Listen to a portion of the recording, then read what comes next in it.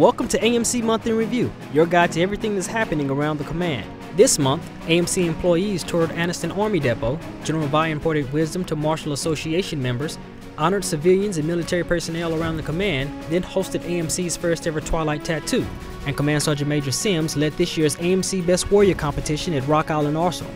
It's episode 6 of AMC Month in Review. On July 9th, nearly 50 members across the AMC staff loaded a bus and drove south to tour Anniston Army Depot.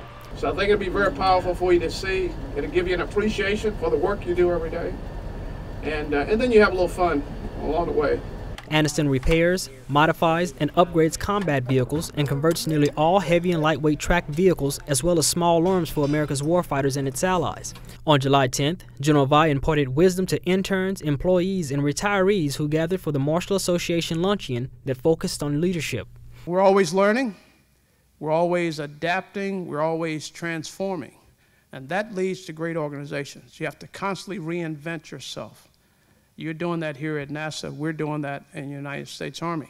General Vi and Command Sergeant Major Sims then traveled down the road to recognize AMC employees for outstanding achievements in more than 300 years of combined service. On July 12th, AMC bid farewell to Major General Gerald DeLange, the Assistant Deputy Commanding General for the National Guard. Sir, I thank you for that.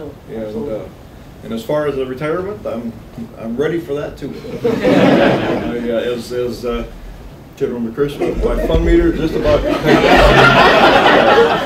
On July 23rd, General Vi hosted the Twilight Tattoo at Joint Base Myer-Henderson Hall in Virginia. Twilight Tattoo is an hour-long live-action military pageant that provides a glimpse into American history, featuring soldiers from the 3rd U.S. Infantry Regiment and the U.S. Army Band. Prior to the Twilight performance, General Vi had the honor of administering the oath of enlistment to more than 30 new soldiers. The United States Army gave me the tools I needed to succeed in life, and it provided me with the opportunity to put them into practice. By joining our Army today, you too will be given an opportunity to develop those same tools and an opportunity to succeed in a remarkable profession in service to our nation. From July 28th through the 29th, soldiers and NCOs from AMC's subordinate commands competed at Rock Island Arsenal for the chance to be called AMC's Best Warrior. They don't have a lot of time to formulate thoughts. And that's going to allow us to be able to assess their ability, one, to think on their feet quickly, as they would do in combat. 3 soldiers and 5 NCOs competed, and in the end, Private First Class Devonta Coleflesh from the 403rd Army Field Support Brigade won for the soldiers, and Staff Sergeant Kevin Hobson from the Army Sustainment Command won for the NCOs.